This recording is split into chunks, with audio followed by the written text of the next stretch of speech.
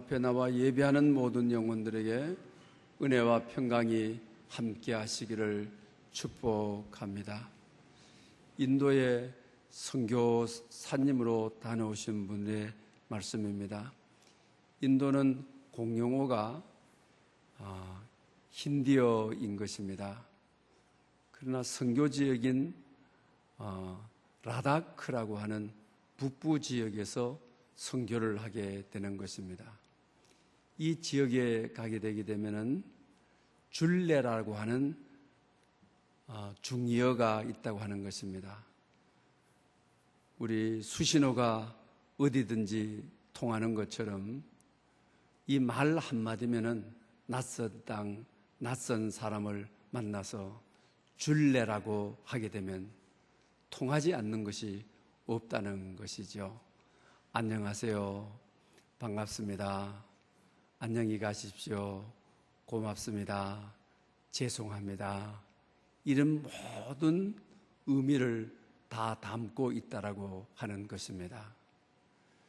그래서 이곳에 여행을 오는 분들은 아무리 낯선 땅이라도 이 말만 하게 되게 되면은 어떤 환경 속에서도 적응을 할 수 있고 이해할 수 있다고 하는 것이죠.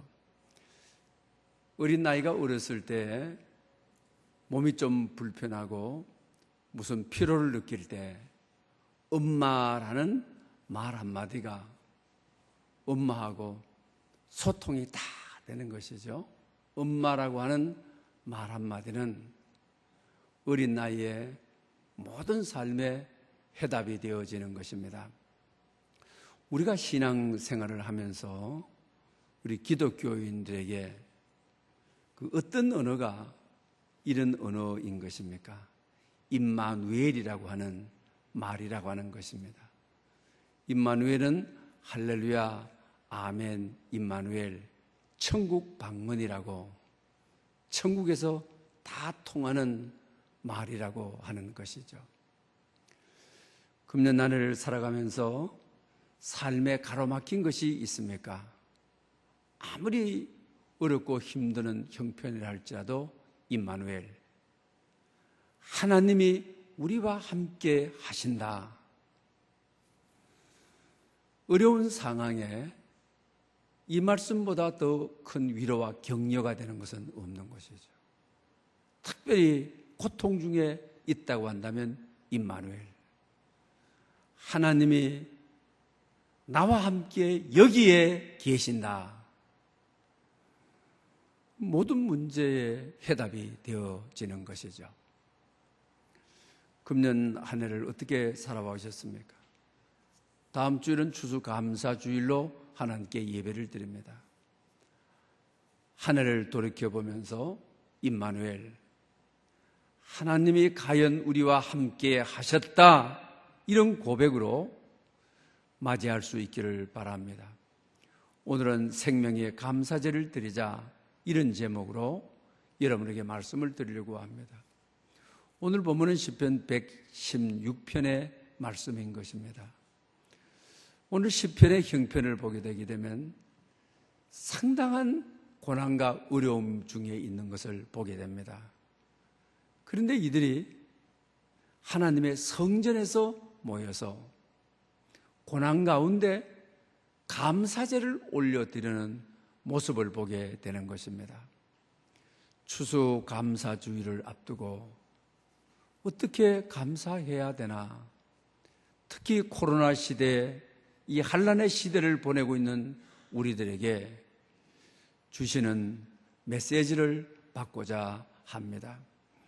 특히 오늘 우리 본문 3절에 보게 되면 사망의 줄이 나를 두른다. 수월의 고통이 내게 이르렀다. 내가 환난과 슬픔을 만날 때, 어쩌면 코로나가 한 3년 되면서 금년 추수감사절도 코로나 고통 속에 만날이라고는 상상을 못했습니다. 코로나가 다 떠나가고 한 자리에 모여서 감사제를 드리고 함께 식사를 나누고 함께 떡을 나눌 수 있으리라고 믿었습니다. 어저께도 코로나 확진자가 하루에 5만 명이 넘어서는, 앞으로 하루에 20만 명이 넘어설 것이라고 하는, 너무나도 이 캄캄한 터널은 끝이 없이 가고 있는 것을 봅니다. 그러면서 많은 사망자를 냈습니다. 많은 중소업자들의 도산을 가지고 왔습니다. 정상적인 사람이라 할지라도 너무 오래되니까 스트레스를 받게 돼요. 심리적 우울감. 그래서 코로나 블루라고 하는 새로운 신조어가 탄생하기도 한 것입니다. 그러다 보니 교회도 국가도 우리 개개인도 오늘 본문이 말하는 대로 사망의 줄이 나를 두르는도다. 수월의 고통, 지옥 같은 고통이 내게 이르렀다. 나는 한란과 슬픔을 만났다. 이 고백은 어찌 교회의 고백이며 우리의 고백이며 이 시대의 고백이라고 할 수 있는 것입니다. 그 가운데도 한란 가운데 하나님의 성전에 모여서 감사제를 드리자. 이러면서 그 이유를 오늘 보면 8절은 설명을 해주고 있는 것이죠. 내 영혼을 사망해서, 내 눈을 눈물에서, 내 발을 넘어짐에서 건지셨도다. 할렐루야. 정말 아멘인 것이죠. 금년 한 해를 우리가 돌이켜보며 정말 이 무서운 코로나 시대에 살고 또 우리 마음에 우울함을 덮어버린 이 시대지만 오늘 하나님 앞에 나와 이렇게 예배하는 여러분들, 우리의 영혼을 사망해서 우리의 눈을 슬픈 오랜 세월의 눈물에서, 우리의 발을 우리 곁을 떠난 분들이 얼마나 많이 또 있습니까? 코로나 후유증으로 고생하는 분들이 또 얼마나 많이 있습니까? 넘어짐에서 나를 건져주셨다. 이 고백이 여러분의 고백이 될 수 있기를 바랍니다. 그러면서 오늘 본문의 시인은 오늘 본문 12절에 내가 무엇으로 보답할까? 이 시대를 살아낸 나, 이 시대를 이기고 있는 나, 무엇으로 보답할까? 그러면서 오늘 본문에 주께 감사제를 드리리라, 여호와의 이름을 부르리라. 다음 주는 추수감사절입니다. 시대가 어려울 때일수록 감사제를 드리십시다. 주의 이름을 부르십시다. 그리고 오늘 본문 17절 마지막에 그 감사제를 드리는 장소가 어디냐? 여호와의 성전 뜰에서 지키시리라. 할렐루야! 라고 하면서 본문이 끝나는 것을 보게 되는 것입니다. 참으로 힘든 시대에 다음 주일에는 우리의 고난과 아픔을 다 짊어지고 그 가운데도 하나님께서 구원해 주시고 인도해 주시고 건져 주시고 살려 주시고 눈물을 닦아 주시고 오늘까지 있게 해 주셨던 정말 감사제로 이전 가는 날은, 작년 가는 날은 그냥 감사제가 아닌 생명의 감사제를 드리자. 오늘 설교 제목이 그렇습니다. 그래서 코로나가 종식되도록, 코로나가 우리 곁에 사라질 수 있도록 그런 헌신적인 물로 드리는 제사가 아니라 피로 드리는 제사를 드리자. 정성으로 드리는 감사제를 드리자고 하는 것입니다. 여러분, 진정한 믿음은 어떤 믿음인 것입니까? 우리가 금년 한 해를 돌아보면서 뭐가 잘 되어서 형통을 내서 복을 많이 받아서 이게 진정한 믿음입니까? 진정한 믿음은 감사하는 믿음이라고 하는 것입니다. 모든 것이 믿어지기 때문에 합력하여 선을 이루어 줄 것을 믿기 때문에 오늘의 이 캄캄한 터널이 끝없이 가야 되는 시대에도 합력하여 선을 이루시는 하나님을 믿음으로 감사하는, 이게 진정한 믿음인 것이죠. 그래서 시편 52편에는 감사로 제사를 드리는 자가 나를 영화롭게 한다라고 말씀합니다. 그의 행위를 옳게 하는 자에게 내가 나의 구원을 보이리라, 이렇게 말씀하고 있는 것입니다. 어려울 때일수록, 고난의 때일수록 감사의 제사를 드리는 것이 하나님을 영화롭게 하는 것이고 하나님 앞에 바르게 행동하는 것이고, 그럴 때 나의 구원을 보이리라. 코로나로부터, 오늘의 경제적인 어려움으로부터, 심리적인 어려움으로부터, 영적인 어려움으로부터 하나님께서 구원을 보이리라고 하신 이 은총이 여러분의 은총이 되실 수 있기를 축원합니다. 왜 이런 고난을 받아야 하느냐? 오늘 현대과학이 얼마나 발달이 되어 있는데 못 고칠 지병이 없다고 하는 이 시대에 이 코로나가 세계가 이렇게 맥없이 무너지느냐?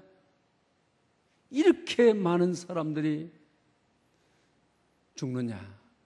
이렇게 삶을 우리가 지축을 흔들어 놔버리는 것이냐? 여기에 대해서 또 언제 끝날 것인가? 이걸 우리가 좀 생각해 봐야만 되겠습니다. 다윗도 인구 조사를 하고 전염병이 오게 된 것이죠. 3일 만에 7만 명이 죽는 어려움이 오게 되어지는 것이죠. 전염병은 성경 전체를 보면 징벌적인 경고를 하는 것으로 나타나는 것을 보게 되죠. 다윗도 왕으로서 국토를 확장을 해서 세력을 키워서 백성들을 편안하게 하고자 하는 야망이 있었던 것이죠.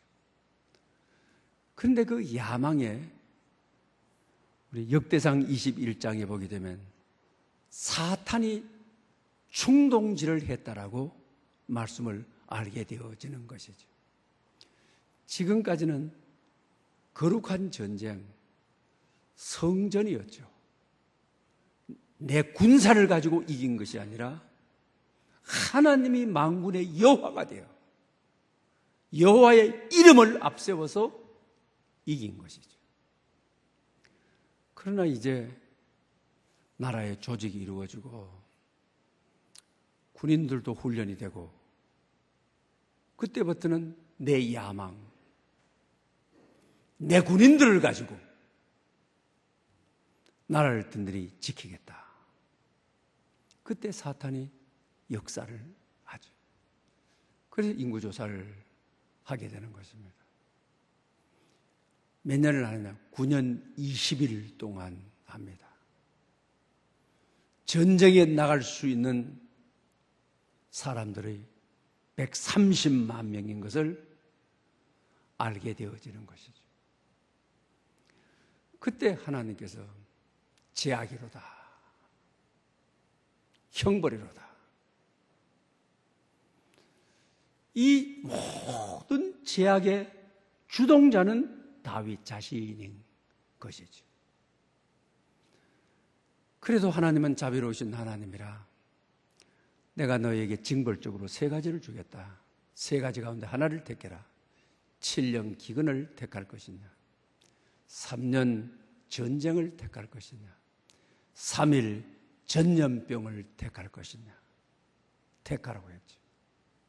그때 다윗은 내가 사람의 손에 빠지지 않고 하나님의 손에, 그 당시 전염병은 하늘이 내린 천벌이라고 생각했기 때문에 하늘이 내리는, 하나님의 손으로부터 내리는 벌을 내가 받겠습니다. 회개하는 마음을 가지고 있었음을 알게 되어지는 것이죠. 그래서 3일 동안 전염병이 창궐을 했어요. 근데 3일 동안 7만 명이 죽게 되어지는 것이죠. 왕으로서 죄는 자기가 지어놓고 죄 없는 백성, 성경대로 양의 무리들이 죽는 것이죠. 못 견딜 정도의 양심의 가책을 가지는 것이죠. 아픈 것이죠. 그래서 하나님께 이렇게 기도를 합니다. 하나님, 내가 범죄했습니다. 양의 무리들은 죄가 없습니다. 하나님께서 나와 내 집을 치십시오. 이렇게 기도하죠. 이 말은 무슨 말입니까? 다 내 탓으로, 왕인 내가 잘못을 해서, 죄를 지어서 백성이 전염병으로 죽었습니다. 그러니 오늘 시체말로 나를 죽여주십시오. 내가 죄인입니다. 이 기도를 하죠. 그때 하나님께서 이 전염병을 멈추게 한 장소가 어디 있는지 귀 기울여 들어보십시오. 오늘 사무엘하 24장 16절을 그대로 인용하겠습니다.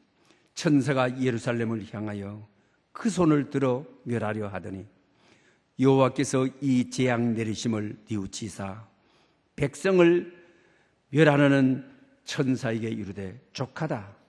이제는 내 손을 거두라 하시니 여호와의 사자가 여부스 사람 아라우나의 타작마당 곁에 있는지라. 재앙이 멈춘 곳이 어디입니까? 아라우나 타작마당에서 천사의 재앙 내리는 손을 멈추게 하신 장소가 아라우나 타작마당인 것이죠. 타작마당은 뭐 하는 것입니까? 곡식을 탈곡하는 것이죠. 알곡을 출어내서 담는 곳이 타작마당인 것이죠. 이 아라우나 타작마당은 어떤 곳입니까? 이 타작마당이 하나님의 성전이 최초로 들어선 곳이 아라우나 타작마당인 것이죠. 다윗은 이곳에 제단을 쌓기 위해서 아라우나에게 돈 주고 사기를 원했던 것이죠. 그러나 아라우나는 하나님의 성전을 짓는다는데 그냥 가져라고 하죠. 그러나 다윗은 값을 치르고 사지, 값을 치르지 않고는 내가 사지 않겠다고 하는 것이죠. 여러분, 전염병이 멈춘 장소가 성전인 것이죠. 오늘날로 말하면 교회인 것이죠.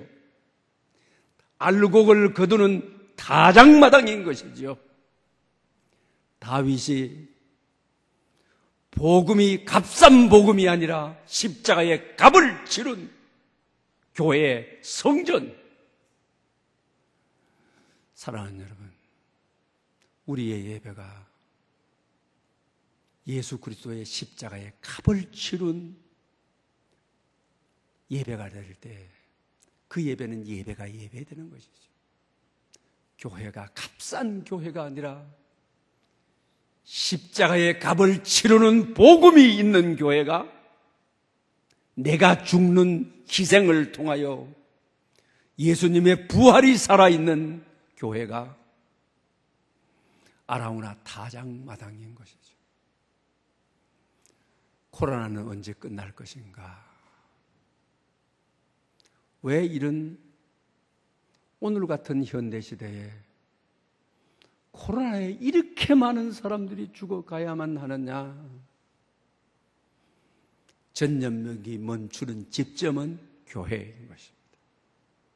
교회가 교회될 때, 예배가 예배될 때, 성도가 성도될 때 코로나는 멈추게 될 것입니다. 그러므로 여러분, 오늘 같은 시대에 예배를 사랑하는, 기도를 사랑하는, 하나님의 말씀을 사랑하는, 하나님의 자녀로서 신실하게 알곡을 거두어 드리는 아라우나의 타작마당에 알곡이 될 때에 코로나는 종식될 것입니다. 없어질 것입니다. 그리고 성경이 하는 역사를 통해서 한번 보십시다. 페스트라고 하는 흑사병은 1347년에 유럽에서 발생하게 되어지는 것이죠. 흑사병이라고 이름을 붙였죠. 페스트를. 그 이유는 검은 물집이 생겨서 사람이 그냥 막 죽어나가기에 흑사병이라고 붙인 것입니다. 이 흑사병이 흑해의 크린 반도를 지나게 되어지는 것이죠. 그리고 보스포러스 해협을 넘게 되어지는 것이죠. 그리고 백기를 따라서 지중해 연안을 덮어버리는 것이죠. 지중해를 끼고 다 유럽이라는 모든 나라가 거기 다 있는 것이죠. 유럽에 창궐하게 되는 것이죠. 그리고 이태리와 프랑스에 집중하게 되는 것이죠. 그리고 북유럽, 북쪽으로 올라가서 스칸다 나비아를 덮어버리고 유럽 전체를 흑사병으로 덮어버려요. 3년이 계속되죠. 역사적으로 우리도 지금 3년입니다. 잘 생각해야 됩니다. 유럽의 인구의 3분의 1이 되는 2천만 명이 그냥 죽어나가는데도 손 하나 쓸 수가 없는 것이죠. 인구의 3분의 1이다. 없어져 버린 것이죠. 그리고 역사에 뼈아픈 하나님의 교훈이, 하나님의 일하심이 드러나게 되는 것이죠. 봉건제도가 무너앉아버려요. 폐쇄돼 없어져 버리는 것이죠. 경제체제가 완전히 바뀌어 버리는 것이죠. 무엇보다도 또렷한 것은 그때 로마 캐토릭교회의 힘이 얼마나 큰 것입니까? 교황이 황제들을 마음대로 임명해 갔다가 나라에 갔다가 심을 때에 교회가 정치를 움직일 때, 사회 구조를 움직여 나갈 때, 종교가 그럴 때인 것이죠. 결과적으로 캐토릭의 권위가 무너앉아 버리게 되는 것이죠. 그리고 나서 종교개혁에 싹이 트게 되는 것이죠. 개혁교회가 세워지게 되는 것이죠. 200년 동안이나 패스트가 왔다가 갔다 했죠. 개혁교회가 세워지고 나서 흑사병은 종식이 되는 것이죠. 성경에도 다윗 왕 시대 때 전염병이 어디서 끝내느냐? 교회에서 끝을 냈습니다. 역사적으로 흑사병의 종식이 어디에서 끝났느냐? 개혁교회에서 끝을 내게 된 것입니다. 구교회가 정치적인 권력, 경제적인 권력, 모든 것을 다 가지고 최고의 힘을 가지고 하나님의 힘을 함부로 썼죠? 개혁교회가 생기자. 성경을 개개인의 교인에게 돌려줘야만 한다. 교회는 하나님의 임재가 있는 곳이어야 된다. 하나님의 백성은 오직 믿음으로 구원을 얻는다. 오직 성령으로 돌아가야 된다. 이게 개혁. 교회가 교회되게, 예배가 예배되게, 성도가 성도될 때 코로나가 끝이 났습니다. 사랑하는 여러분, 다음 주일은 추수감사주일로 드립니다. 정말 어려운 가운데, 환난 가운데, 코로나 가운데 우리 함께 모여서 생명의 감사제로 이전하고는 다른 코로나가 성전에서 종식되었던 그 교회를 다시 회복하고 그 예배를 다시 회복하고 그런 하나님의 신실한 자녀들이 다시 회복되어 새로운 살아있는 감사제로 이전하고 다른 형식적인 예배, 물과 곡식으로 드리는 예배가 아니라 피와 생명으로 드리는 예배, 하나님의 정신과 하나님의 마음과 하나님의 본질로 감사하는 예배, 이런 예배가 될 수 있어야만 되겠습니다. 사무엘하 23장에 보면 감동적인 사연이 거기에 소개되어 있어요. 다윗이 블레셋하고 전쟁 중인데 전쟁 중에 산성에 올라갔어요. 올라가서 자기 고향 베들레헴이 보이는 거예요. 그때 자기 자신이 이런 말을 해요. 아, 누가 저 물을 내게 마시게 할까?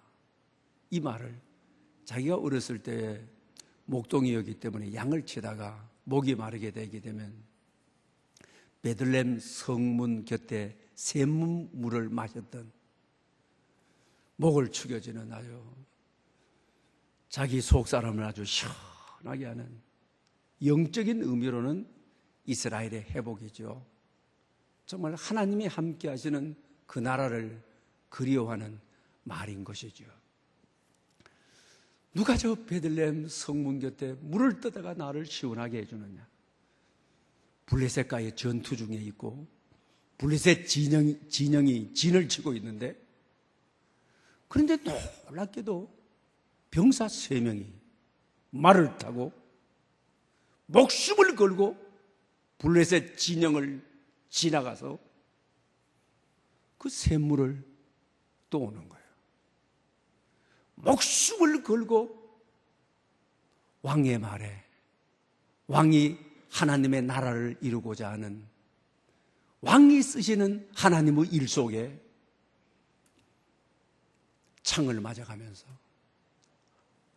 쏘는 화살을 맞아가면서 몸에 피투성이가 되면서 온몸이 땀으로 범벅이 되면서도 그 적진 속을 지나는데 3명의 용사를 잡을 수가 없어요. 그리고 이들이 물을 떠오게 되어지는 것이죠. 이들의 모습을 보면서 참 감동적이에요. 이사야 6장을 보게 되면 이사야 소명장이에요. 그러면서 이사야가 망해가는 자기 조국 나라를 보면서 이런 이야기를 하죠. 누가 우리를 위하여 갈고 내가 누구를 보낼까? 이러죠. 그럴 때 이사야 선지자가 내가 여기 있습니다. 나를 보내십시오. 3명의 용사들처럼 적진을 뚫고 혈로를 뚫고, 이것이 바로 복음 들고 세상으로 나가는 자세인 것이죠. 오늘 교회가 복음 들고 세상으로 나가는 야성이 없는 것이죠. 복음 들고 마귀의 견고한 진 속으로 들어가 마귀의 견고한 진을 파쇄하는 야성을 잃어버리는 것이죠. 교회가 교회되면 다시 복음의 야성을 회복하는, 물을 기르기 위해서 복음 들고 죽으면 죽으리라 적진속으로 뛰어들어가서 창을 맞으며 화살을 맞으며 피투성이가 되더라도 물을 길러 오는 것이죠. 그런데 이들이 와서 물을 길러 왔어요. 그런데 다윗은 물에 대한 관심이 별로 없어요. 피투성이가 되고 땀이 범벅이 되었던 용사들에 대해서 관심이 많아요. 그들을 안아요. 물을 주는데 물에 관심이 없어요. 그들을 안아요. 그들을 위로해요. 그들을 다독거려요. 정말 너희들이야말로 이 민족의 용사다. 하나님 앞에 피를 드리는 용사다. 그리고 나서 물을 받게 되죠. 누가 저 물을 마시게 할까 해서 자기가 물을 받아서 꿀꺽꿀꺽 마시는 게 아니에요. 나는 이 물을 마시지 않겠노라. 이 물은 용사의 피라. 나라를 위해서, 하나님의 일을 위해서 자기 목숨을 아끼지 않고 혈루를 뚫고 화살이 날아오고 창이 날아오는 것을 뚫고 물을 길러온 이 물은 하나님께 드리자, 이러는 거죠. 그들은 물을 길러왔지만 피로 받는 것이죠. 그리고 그 물을 물로 드리는 것이 아니죠. 피로 드리는 것이. 피로 드리는 제사가 뭐예요? 구약에서 전제죠. 전제는 제물에다가 포도주와 이를 부어서 드리는 제사지요. 그래서 이 전제는 감사와 기쁨의 상징하는 것이죠. 그래서 결과적으로 물을 길러왔지만은 피로 드리는, 하나님 앞에 감사와 기쁨으로 드리는 일은, 이게 바로 감사의 제사, 피의 제사. 이 제사야말로 하나님이 받으시는 예배 제사. 금년 한 해를 돌아봅니다. 코로나 시대에 어쩌면 영적으로 칼을 맞고, 어쩌면 사업과 건강에 활을 맞고 창을 맞고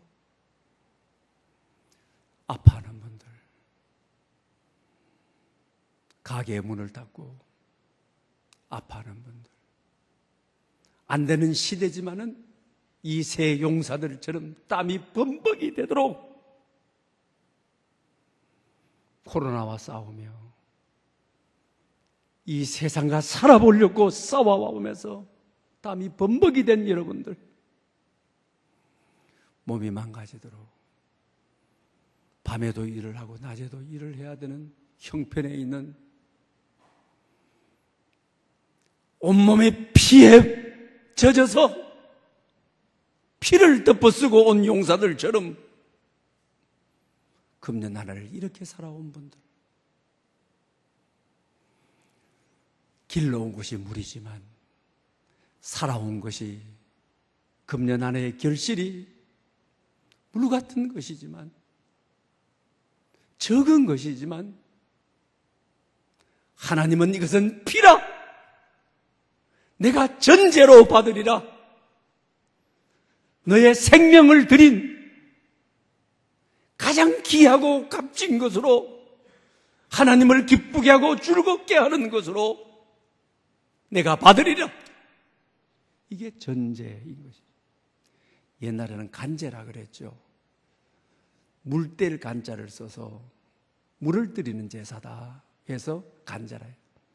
그래서 성경을 번역하면서 이 간제를 전제로 전부 다 통일을 시켜서 지금은 전제라고 하는 것이죠. 금년을 살아오면서 수고는 많이 했지만, 아픔은 많이 겪었지만, 땀음으로 뒤범벅졌지만은 사업의 창을 맞아, 건강의 창을 맞아, 상처의 흔적이 많고 아프지만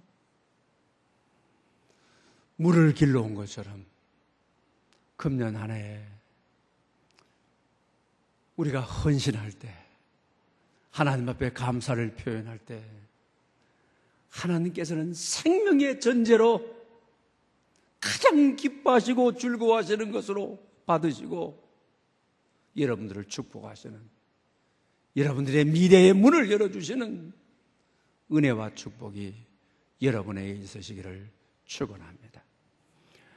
바울 사도도 자기 인생의 마지막을, 디모데후서는 바울 사도의 유서죠. 사랑하는 믿음의 아들 디모데에게 남긴 유서인데 4장 6절에 보면 자기 인생의 마지막 부름을 간제라고 그러죠. 내가 간제로 벌써 부은 바 되었고 내가 떠날 시각이 가까이 왔도다 라고 말을 해요. 전제와 같이 부은 바가 되었다라고 하죠. 전제는 구약에서 포도주를 부어서 드리는 제사이기 때문에 예수 그리스도의 보혈을 상징하게 되는 것이죠. 내 생애가 전제로 부은 내 전 생애가 달려갈 길을 다 마치고 이제 주님 날 부르실 때가 되었으니 주님의 보혈을 내게 뿌려서, 전제는 기쁨과 감사로 드리는, 살아온 전생애가 감사로 드리는 제사로, 전제로 받아주십시오. 이제 나 떠나갈 시각이 다 되었습니다. 이런 고백을 하게 되는 거죠. 자기 자신의 죽음을, 순교의 죽음을 죽을 텐데 피 흘림, 그것이 피 흘림이 아니라 예수님께서 보혈의 피를 부어주시는, 내 생애가 하나님을 가장 영화롭게 하는 전제, 생명의 전제로 나를 받아주십시오 라고 하는 의미인 것입니다.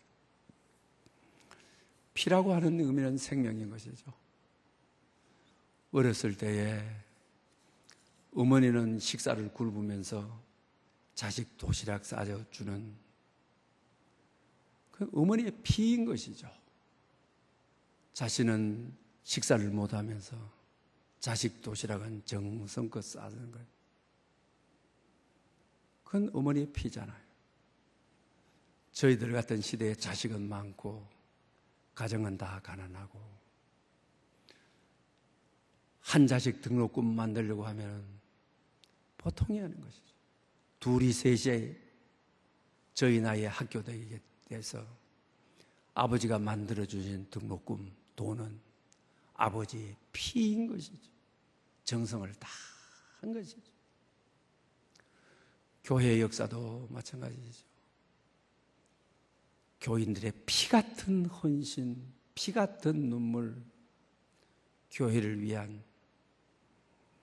피 같은 기도, 정말 자기의 전 생애를 들여서 기도하는, 전 생애를 들어 헌신하는 그 피죠. 이게 바로 전제죠. 사랑하는 여러분, 코로나가 3년째 추수감사절을 맞습니다. 이전하고는 다른 그런 형식적인 곡물과 과일로, 물로 드리는 제사가 아닌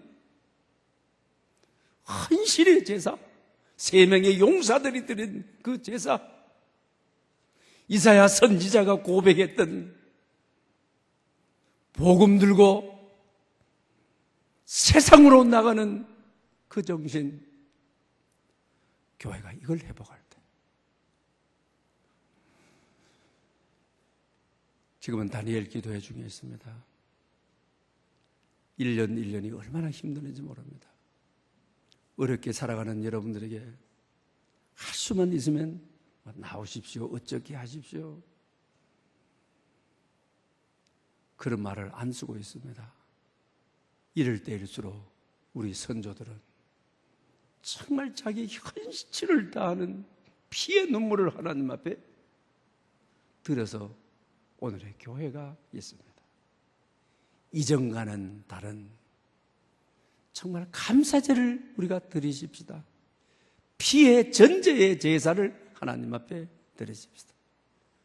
정성과 헌신을 다해서 흩어져 있는 모든 이들이 이 고난의 때에 생명의 제사를 드림으로 고난을 종식시키시고 우리의 삶을 회복하시고 교회를 회복하시는 그런 은혜 아래에 있는 여러분 될 수 있기를 축원합니다. 기도드리겠습니다. 은혜의 하나님 아버지, 다른 해와 비교할 수 없는 어려움을 딛고 추수감사절을 맞습니다. 피와 정성을 하나님께 드리는 추수감사절이 되게 하옵소서. 긴 코로나로 지치고 캄캄했던 이 시대, 10.29 참사, 백신 7명들의 희생은 오늘 우리의 마음을 더욱 아프게 합니다. 그 속에서 하나님께 드리는 추수감사절, 헌신의 피를 부어드리는 생명의 제사, 전제가 되게 해 주시옵소서. 우리는 그 메마른 고통 속에서 믿음의 물을 길어 피로 제단에 헌신하는 감사제가 되게 해 주시옵소서. 예수님의 이름으로 기도드립니다. 아멘. 주신 말씀을 생각하면서 찬송하